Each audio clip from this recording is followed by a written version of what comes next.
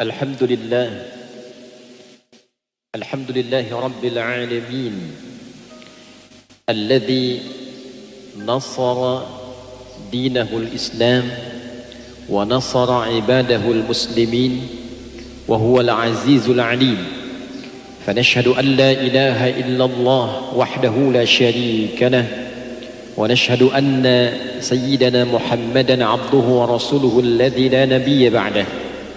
Allahumma fassalli wa sallim wa karrim wa barik ala hadha an-nabiyil karim ar-rasulil amin nabiyyina wa sayyidina Muhammadin wa ala alihi at-tahirin wa sahbihi ajma'in wa dhurriyyatihi wa ummatihi ila yaumiddin. Amma ba'd, faya ibadallah ahbaballahi wa ahbaba rasulih sallallahu alaihi wasallam, أوصي نفسي وإياكم بتقوى الله فقد فاز المتقون فلا تموتن إلا وأنتم مسلمون. فقال تعالى يا أيها الذين آمنوا اتقوا الله حق تقاته ولا تموتن إلا وأنتم مسلمون. Hadirin jamaah Jumat rahimani wa rahimakumullah, mengawali khutbah ini khatib ingin mengingatkan dan mengajak pada diri pribadi dan kita semua tanpa kecuali untuk senantiasa meningkatkan pujian, rasa syukur dan takwa kita kepada Allah Subhanahu wa taala. Dan dengan tiga hal inilah hidup kita akan terjaga. Dengan tiga hal inilah Allah memberikan kenyamanan dalam kehidupan kita, dan dengan tiga inilah kemudian kita dijaga oleh Allah dalam kehidupan dunia, dirawat saat di alam kubur, dan dibahagiakan saat kembali pada Allah Subhanahu wa taala di akhirat kelak. Semoga Jumat ini dijadikan oleh Allah Subhanahu wa taala sebagai Jumat yang melahirkan keberkahan, dan dengan keberkahan itulah kita menjalani sisa kehidupan kita sampai kembali dalam keadaan husnul khatimah insyaallah. Hadirin, saat turunnya pembuka surah Al-Qamar, iqtarabatis sa'atu wansyaqqal qamar, telah semakin mendekat waktu kiamat itu dan bulan telah terbelah. Pembuka ayat ini memberikan sebuah tanda dan kesan bahwa diutusnya Nabi Muhammad sallallahu alaihi wasallam sebagai seorang rasul dan nabi terakhir bukan hanya menetapkan sebagai nabi terakhir, rasul terakhir, tapi juga memberikan petunjuk kepada kita bahwa beliau adalah rasul yang akan memandu kehidupan sampai zaman berakhir. Ini memberikan kesan yang kuat bahwa beliau adalah rasul akhir zaman, umatnya adalah umat akhir zaman, sahabatnya adalah sahabat akhir zaman, dan apa yang kemudian terjadi dihuni berganti generasi sampai kehidupan berakhir, itulah akhir zaman. Jadi definisi akhir zaman bukan sekedar dibatasi dengan kiamat terjadi. Definisi akhir zaman adalah kehidupan yang ditandai dengan dilantiknya, ditetapkannya Nabi Muhammad sallallahu alaihi wasallam sebagai nabi dan rasul.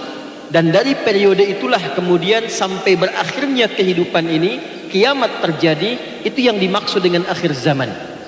Akhir periode kehidupan, akhir bimbingan dari seorang rasul yang diutus, seorang nabi yang diberi tugas. Jadi generasi kehidupan saat Nabi Muhammad sallallahu alaihi wasallam ditetapkan sebagai rasul sampai terjadinya kiamat, itulah yang dimaksud dengan periode akhir zaman. Akhir kehidupan sampai kehidupan di dunia ini terputus, selesai dengan tibanya kiamat. Hadirin, menariknya dari periode kehidupan Nabi itu sampai dengan terjadinya kiamat kubra, berakhirnya kehidupan dunia itu, maka diberikanlah oleh Nabi sallallahu alaihi wasallam penjelasan tentang perjalanan pergantian era itu. Baik penjelasan yang langsung disampaikan oleh Nabi, pertanyaan yang diklarifikasi oleh para sahabat, baik sahabat yang tinggal di perkotaan atau sahabat yang tinggal di padang pasir, yang disebut dengan Arab-Arab Badui itu, ketika turun tentang ayat-ayat yang terkait dengan kiamat, mereka bertanya, mata sa'ah, kapan terjadi kiamat? Jawaban Nabi cukup menarik. Rasulullah SAW justru memberikan keterangan tentang ciri-ciri pergantian era. Ada masa-masa saat kriminalnya itu begitu tinggi. Begini solusinya. Bila terjadi masalah sosial, ada penyakit-penyakit sosial, perzinahan, mabuk-mabukan, kehidupan yang tak layak, sampai pergaulan bebas, maka turun ayat-ayat kemudian merespon itu semua. Bagaimana mengobatinya? Muncul petunjuk Nabi SAW dalam bentuk hadis dan penjelasan, serta praktek langsung dicontohkan oleh Nabi, membimbing masyarakat, mengatasi persoalan. Turun ayat-ayat yang sangat menarik, mengobati persoalan itu. Lalu Nabi kemudian menjelaskan, di era nanti akan terjadi begini, di era nanti akan terjadi begini, sampai kemudian puncaknya terjadilah kiamat itu. Dan di saat yang sama Nabi memberikan penjelasan, jika era ini tiba, solusinya seperti ini. Jika era ini datang, penyakitnya seperti ini, maka obatnya demikian. Maka orang-orang yang mendapatkan petunjuk dari Nabi SAW mewarisi Al-Quran berupa pedoman berkehidupan, hadis-hadis Nabi Muhammad SAW yang terjaga, kemudian dibuat secara tematik oleh para ulama, dibuatkan tema-tema untuk memberikan solusi. Ini hadis-hadis yang terkait dengan persoalan rumah tangga, ini di bab pemerintahan, ini tentang jual beli di bidang bisnis, ini tentang menuntut ilmu. Imam Al-Bukhari saja merumuskan 97 topik dan beri nama kitab ini dengan kitab Al-Jami', Al-Jami' As-Sahih Al-Musnad Al-Mukhtasar min umuri Rasulillah sallallahu alaihi wasallam wa sunanihi wa ayyamihi. Ini kitab tentang kompilasi petunjuk Nabi. Bukan sekedar hadis yang disebut Nabi berkata apa, bersabda apa, tapi Imam Al-Bukhari memberikan judul yang spesifik. Ini kompilasi pedoman kehidupan dari Nabi. Saya telah teliti, setiap keterangannya tersambung kepada Nabi. Saya buat 97 topik tentang kehidupan, dari legitimasi kenabian supaya tidak disoal siapa yang menyampaikan ini, dari mana petunjuknya. Maka diberikan topik pertama, kitab Bad'ul Wahyi, kitab legitimasi awal kenabian, supaya kita paham yang menyampaikan kurikulum ini Nabi, yang membuat pedoman ini Nabi. Kita mengumpulkan orang-orang pintar, orang-orang hebat, pakar, membangun garis-garis besar haluan negara, membuat kurikulum di kampus, membuat pedoman di satu institusi. Kita yakin ini pakar, kita yakin ini orang-orang hebat, lalu petunjuk yang mereka buat kita ikuti. Imam Al-Bukhari mengawali karyanya dengan mengatakan, ini yang menyampaikan Nabi, Rasul, yang kualifikasinya paling istimewa, yang menetapkannya Allah pencipta kita. Maka dimulailah dengan bagian topik pertama ini, menetapkan bahwa ini risalah kenabian yang menyampaikan Rasulullah, yang memberikan pedoman Nabi Muhammad SAW. Baru kemudian beliau urutkan topik nomor 2 Kitabul Iman, topik nomor 3 Kitabul Ilmi, teruskan sampai kita mendapatkan topik dalam bidang bisnis, topik sampai dengan kehidupan, topik sampai alam kubur, topik sampai dengan akhirat. Tidak ada satupun di muka bumi ini agama yang memberikan pendampingan pada umatnya berupa kurikulum hidup yang tersusun dari hal yang paling sederhana sampai paling kompleks, dari kehidupan dunia sampai di alam kubur sampai dengan di akhirat kelak. Silahkan cari satupun agama yang memberikan petunjuk yang referensinya tersambung sampai dengan nabinya, mengakar kepada Tuhannya, yang memberikan pedoman kepada kita, pedoman yang paling sederhana, dari mulai berpakaian, caranya bangun tidur, caranya makan, caranya masuk toilet, kaki yang mana yang masuk duluan, ketika keluar kaki yang mana yang dilangkahkan, cara kita berinteraksi sosial, kalau menjadi suami seperti apa, menjadi istri bagaimana, menjadi ayah bagaimana, menjadi ibu seperti apa kewajiban haknya anak, apa kewajiban dan haknya seorang anak, bagaimana bergaul dengan tetangga, bagaimana saat bekerja, bagaimana menyusun ekonomi yang baik, bagaimana sholat dalam keadaan sedang ada situasi militer, bagaimana sujudnya, bagaimana rukunya, bagaimana memandikan orang meninggal, bagaimana mengafani orang meninggal, bagaimana menyolatkan orang meninggal, sampai memasukkan ke alam kubur, itu masih diberikan petunjuk. Apa yang terjadi setelah kemudian dibangkitkan dari alam kubur? Apa yang terjadi di akhirat kelak? Tidak ada satu kitab yang rinci, yang detail, yang tersusun rapi, yang memberikan pedoman kepada umatnya. Beginilah mengatasi persoalan kehidupan. Jika di zaman Anda terjadi peristiwa ini solusinya. Jika di zaman Anda terjadi masalah ini, inilah obatnya. Dan siapapun di generasi manapun yang mengikuti petunjuk kurikulum yang Nabi wariskan ini, berupa Al-Quranul Karim dan hadis-hadis Nabi sallallahu alaihi wasallam yang menjelaskan itu, tidak ada satupun umat di muka bumi ini, baik nabinya hidup, sahabat, nabinya meninggal, ada tabi'in, kemudian tabi'ut tabi'in, diwariskan setiap generasi mengikuti petunjuk itu, kecuali mereka semua terjamin dengan salamun alaihi yauma wulida. Hidupnya tenang, sukses, bahagia, punya peradaban saat di dunia. Wa yauma yamutu, meninggalnya dikenang. Siapa yang pernah berjumpa sekarang dengan Umar bin Khattab radhiyallahu taala anhu, Abu Bakar As-Siddiq sebelumnya radhiyallahu taala anhu, Utsman bin Affan radhiyallahu taala anhu, Sayyidina Ali bin Abi Thalib radhiyallahu taala anhu, tak pernah kita berjumpa melihat langsung, tapi kenangannya sampai sekarang diteladani dan ditiru. Lompat era setelahnya, agak jauh ke Imam Abu Hanifah, Imam Malik bin Anas, Imam Asy-Syafi'i, Imam Ahmad bin Hanbal, bahkan lompat lagi Imam Jalaluddin As-Suyuti misalnya. Tak pernah kita jumpa, tak pernah kita lihat, tapi kita dengar kenangannya, kita dengar kehebatannya, kita dengar kesuksesannya. Lihat mereka. Siapa mereka itu? Mereka adalah orang-orang yang konsisten belajar pedoman dan kurikulum hidup yang diwariskan oleh Nabi Muhammad SAW untuk mengatasi persoalan-persoalan di zamannya. Jadi hadirin, bicara akhir zaman, pembahasannya bukan pembahasan spesifik, membahas tentang kapan kiamat terjadi, bagaimana situasinya, itu sudah tuntas selesai. Innallaha 'indahu 'ilmus sa'ah. Waktu presisi terjadinya kiamat itu hanya hak prerogatif Allah. Jika Allah menghendaki terjadi, terjadi. Yang balik ditanya oleh Al-Quran, kalau itu terjadi persiapan kita bagaimana? Tandanya diberikan oleh Nabi.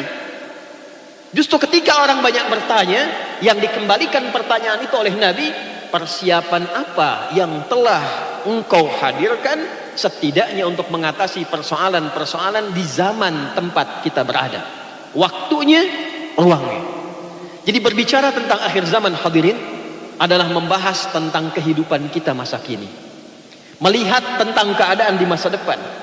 Silahkan lihat keadaan kita sekarang, lalu keluarkan petunjuk-petunjuk Nabi yang pernah Nabi sampaikan. Contoh, satu hadis saja khatib mengutip dari dokumentasi Imam Muslim yang dituangkan dalam kitab sahihnya, murid Imam Al-Bukhari mendokumentasikan hadis Nabi nomor hadis 159, sanadnya tersambung pada sahabat mulia Abu Hurairah radhiyallahu taala anhu, dan mendapatkan keterangan langsung dari Nabi sallallahu alaihi wasallam. Qala, beliau bersabda, yushiku alla taquma as-sa'atu hatta yuqbadal ilmu wa tanshura al-fitan wa yakthura al-kadhibu wa tataqarabul aswaq wa yataqarabuz zaman. Yushiku alla taquma as-sa'atu, hampir-hampir saat akan mendekat kepada kiamat itu akan terjadilah peristiwa-peristiwa berikut. Ada era yang saat di era ini, di masa ini, di zaman ini, sebelum terjadi kiamat nanti akan melewati era-era ini. Akan terjadi peristiwa di masa itu. Apa peristiwanya kata Nabi? 5 berurutan. 1, yuqbadal ilmu. Saat kepakaran itu mulai tercabut, ilmu itu mulai tidak mendapatkan perhatian, pakar-pakarnya mulai ditinggalkan. Dalam hadis lain, di hadis yang sama di hadis Muslim, ditafsirkan oleh Nabi SAW, innallaha la yaqbidul ilma intiza'an yantazi'uhu minal ibad walakin yantazi'uhu biqabdil ulama hatta idza lam yabqa 'alimun, riwayat lain yubqi 'aliman ittakhadha an-nasu ru'usan juhala fasu'ilu fa'aftahu fadallu wa adallu. Allah itu kalau ingin mengambil ilmu, kata Nabi, tidak akan diambil ilmunya sekaligus langsung. Ilmu fikih diambil sampai fikih tidak ada lagi, tidak. Ilmu tafsir diambil sampai tafsirnya hilang, tidak. Tapi biqabdil ulama, dengan mewafatkan pakar-pakarnya. Wafat itu diterjemahkan ada dua. Wafat sesuai dengan ajalnya, ahli tafsir meninggal, ahli hadis meninggal, ahli fikih meninggal. Atau pengertian wafat yang kedua nanti ditafsirkan dalam ujung hadis yang tadi saya sebutkan di awal, muncul orang-orang yang tak jelas, tiba-tiba membuat fatwa, berpendapat tentang agama, bicara agama. Apalagi dalam tambahan tadi keterangan Nabi mengatakan tatakarabul aswaq, terjadi percepatan digital, tandanya pasar mulai diakses. Masa ini terjadi ketika percepatan digital itu terjadi. Tandanya kata Nabi pasar mulai mudah untuk diakses. Dulu orang ke pasar manual, naik angkot, naik motor, selesai. Sekarang klik barangnya datang. Ketika terjadi percepatan digital, dunia digital berkembang, saat yang sama kepakaran mulai hilang. Penyebab pertama ulamanya meninggal, yang kedua banyak orang mulai bikin konten dengan konten-konten digital. Muncul akun, bikin pendapat tentang agama, bicara tentang agama, memberikan fatwa tentang agama. Menariknya kata Nabi sallallahu alaihi wasallam, ada yang mengikutinya, ada yang menyenanginya. Ulama mulai ditinggalkan, yang pakar ditinggalkan, yang baru datang tiba kemudian menjadi acuan.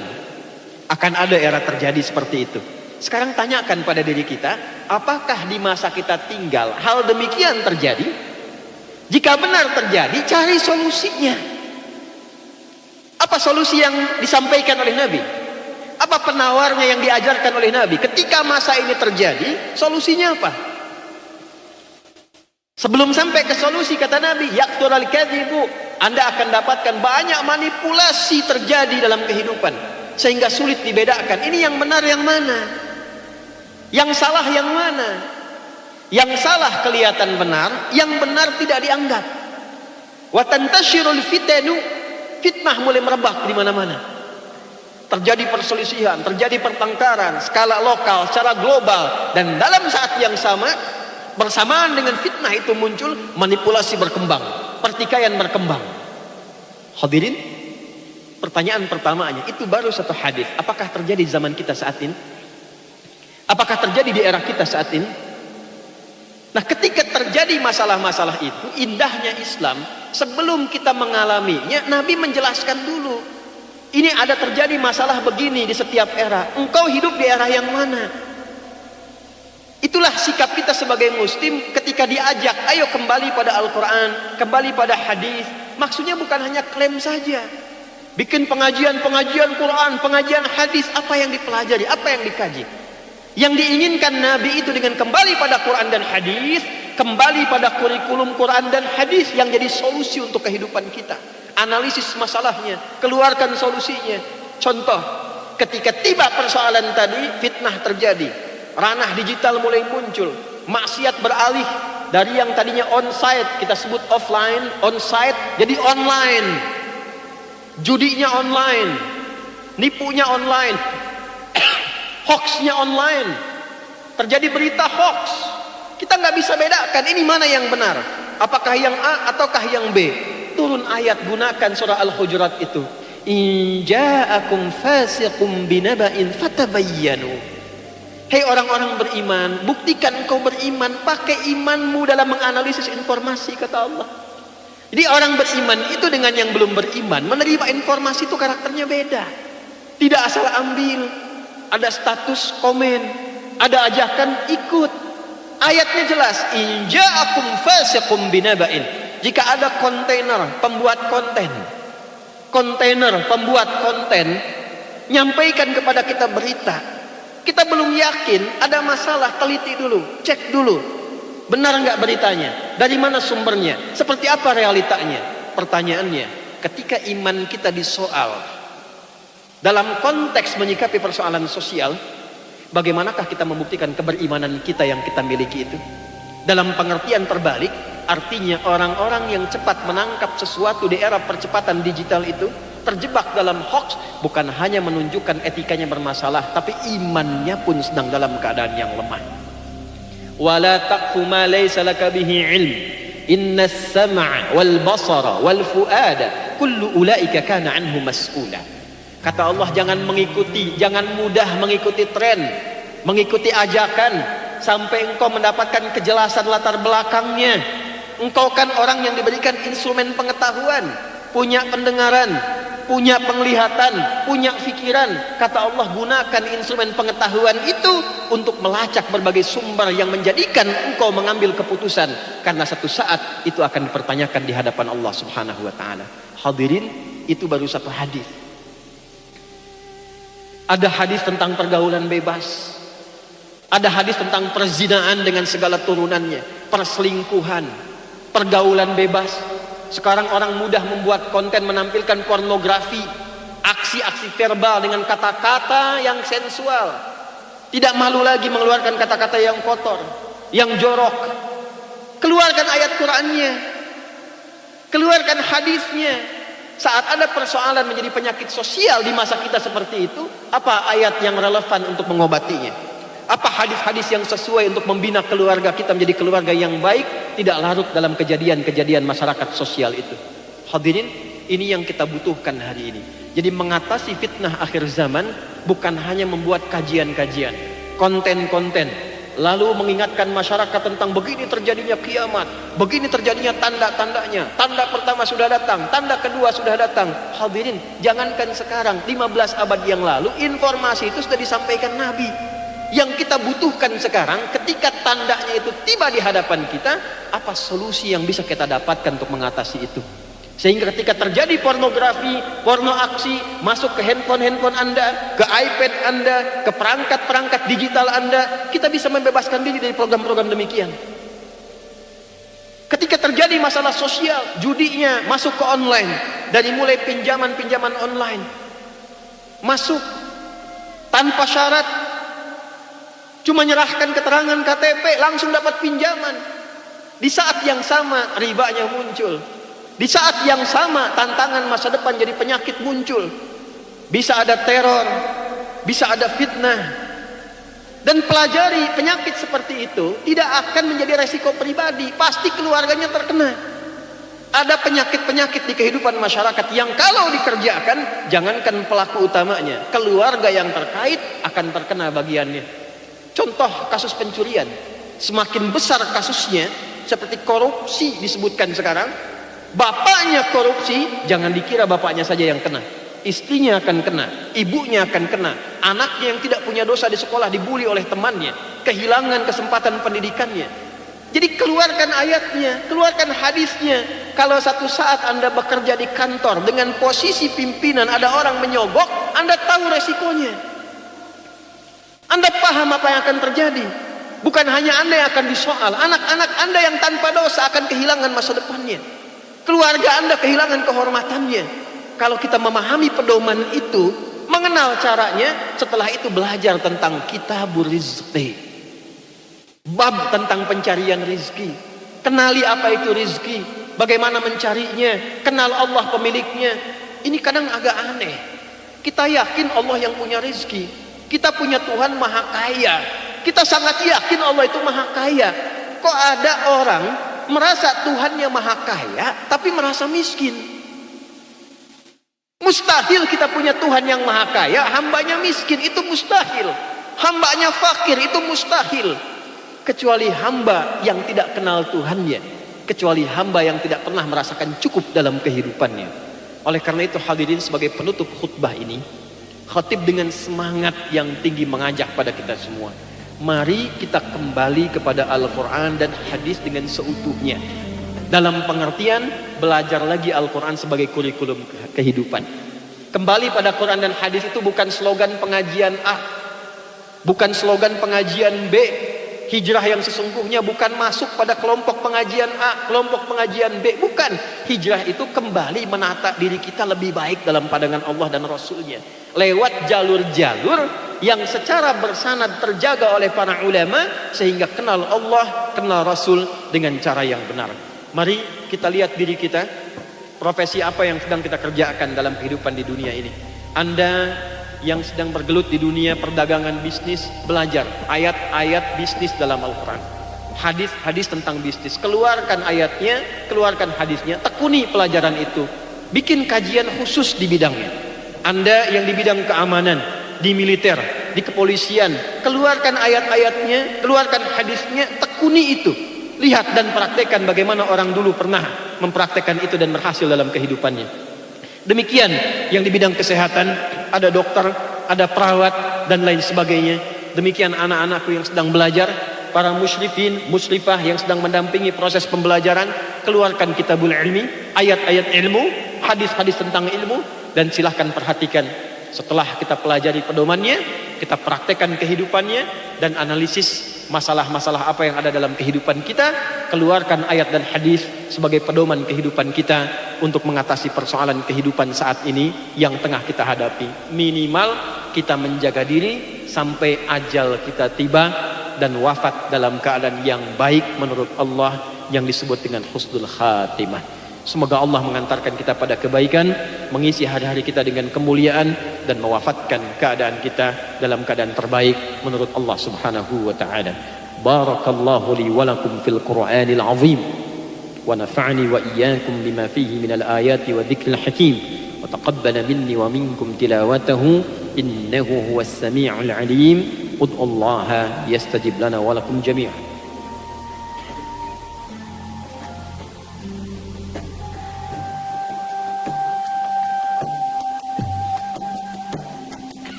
الحمد لله نحمده تعالى ربنا جل وعلا رب العالمين. اللهم نشهد أن لا إله إلا أنت، اللهم لا إله إلا أنت إن كنا من الظالمين، ونشهد أن محمدا عبدك ورسولك الأمين. اللهم صل وسلم وبارك على هذا النبي الكريم الرسول الأمين، نبينا وسيدنا محمد وعلى آله وصحبه وذرياته وأمته إلى يوم الدين. أما بعد، فيا عباد الله، أوصي نفسي وإياكم بتقوى الله فقد فاز المتقون، فلا تموتن إلا وأنتم مسلمون. فقال تعالى: يا أيها الذين آمنوا اتقوا الله حق تقاته ولا تموتن إلا وأنتم مسلمون. Hadirin, sebelum kita berdoa, kesimpulan khutbah ini secara ringkas sebagai berikut. Hendaklah kita menyadari, pertama, bahwa kehidupan yang telah Allah anugerahkan kepada kita bukan sekedar menjalani hidup dari bangun tidur sampai tidur, tapi kita memiliki misi kehidupan yang dipertanggungjawabkan setelah kematian itu tiba. Dua, tanggung jawab kehidupan itu adalah dua bagian, berupa ibadah kepada Allah dan menjadi khalifah dalam pengertian menghadirkan segala yang bermanfaat di muka bumi, sukses dalam mendapatinya, dan bahagia dalam menjalaninya. Yang ketiga, kita diberikan pilihan yang luas oleh Allah untuk menjalani kehidupan di muka bumi ini. Silahkan Anda memilih dengan kedudukan, dengan harta benda, dengan pengetahuan, pun dengan tenaga. Yang keempat, hadirin, dalam pilihan itu Nabi mengajarkan kepada kita, bijaklah kita belajar dari Al-Quran dan hadis untuk mengetahui kondisi sekitaran kita, masalah apa yang terjadi, tantangan apa yang dihadapi. Kemudian keluarkanlah petunjuk hidup yang telah Allah berikan di Al-Quran berupa ayat-ayat secara tematik. Lalu keluarkanlah hadis-hadis Nabi untuk mengetahui penjelasan dari Nabi dalam menjalankan petunjuk Al-Quran itu untuk mengatasi semua persoalan kehidupan kita. Dan yang terakhir, kita berdoa kepada Allah supaya kita konsisten menjalani pedoman itu sampai kita pulang, sampai kematian tiba. Dan itulah yang dimaksud dengan keadaan husnul khatimah. Dalam konteks berdoa itu, khatib ingin mengajak, mari kita khusyukkan diri kita, tenangkan jiwa kita untuk mengakhiri khutbah kedua ini dengan berdoa kepada Allah Subhanahu wa ta'ala.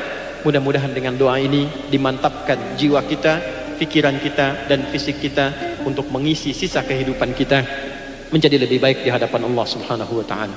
قال تعالى إن الله وملائكته يصلون على النبي يا أيها الذين آمنوا صلوا عليه وسلموا تسليما اللهم صل وسلم وبارك وكرم على نبينا الكريم رسولنا الأمين سيدنا محمد وعلى آله وصحبه أجمعين اللهم نحمدك حمدا شاكرين حمدا ناعمين حمدا يوافي نعمه ويكافئ مزيده يا ربنا لك الحمد ولك الشكر كما ينبغي لجلال وجهك الكريم ولعظيم سلطانك اللهم اغفر للمسلمين والمسلمات والمؤمنين والمؤمنات الأحياء منا والأموات إنك سميع قريب مجيب دعوات ويقاضي الحاجات ربنا لا تدع لنا في مقامنا هذا ذنبا إلا غفرته ولا هما إلا فرجته ولا دينا إلا قضيته ولا مريضا إلا شفيته ولا حاجة من حوائج الدنيا والآخرة فيها لك رضا وفيها لنا الصلاح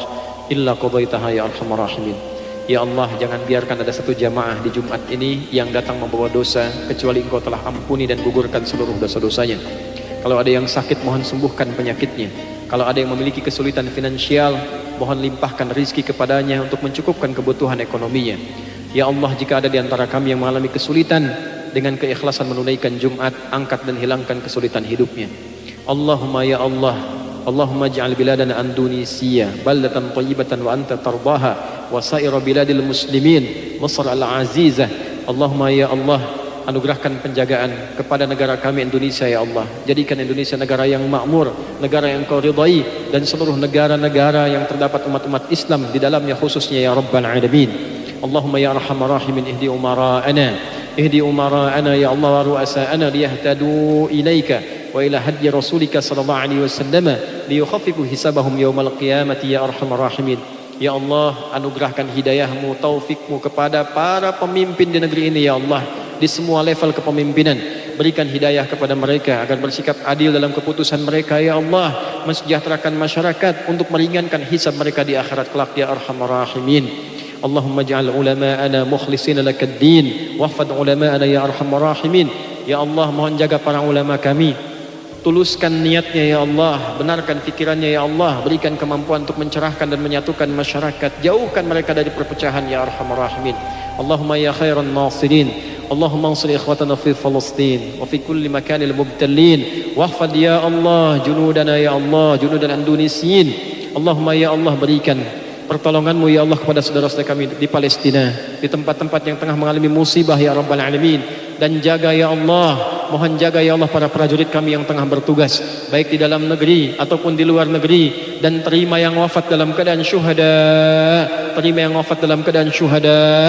Ya Allah, anugerahkan kekuatan, penjagaan, kesehatan paripurna ya Allah, dan kekuatan untuk bertakwa kepadamu, kepada prajurit-prajurit di TNI, prajurit-prajurit anggota di kepolisian, agar kompak menjaga negeri ini ya Allah. Jauhkan dari perpecahan, satukan dalam kebaikan, dan tanamkan kecintaan untuk menjaga negara kesatuan Republik Indonesia. Ya Allah, mohon jaga masyarakat Indonesia ya Allah, jauhkan dari perpecahan, dekatkan pada kebaikan, dan jadikan negeri ini negeri yang makmur yang Engkau ridai. Allahumma hfadz ya Allah جميع أهل معهد ميرا، بارك هذا المعهد يا أرحم الراحمين كما تحب وترضى، وبارك مؤسسيه وبارك على عاملين فيه يا أرحم الراحمين. ربنا آتنا في الدنيا حسنة وفي الآخرة حسنة وقنا عذاب النار، وصلى الله على سيدنا محمد وعلى آله وصحبه أجمعين، وآخر دعوانا أن الحمد لله رب العالمين. عباد الله، إن الله يأمر بالعدل والإحسان وإيتاء ذي القربى وينهى عن الفحشاء والمنكر والبغي يعظكم لعلكم تذكرون، ولذكر الله أكبر والله يعلم ما تصنعون. أقيموا الصلاة يرحمكم الله.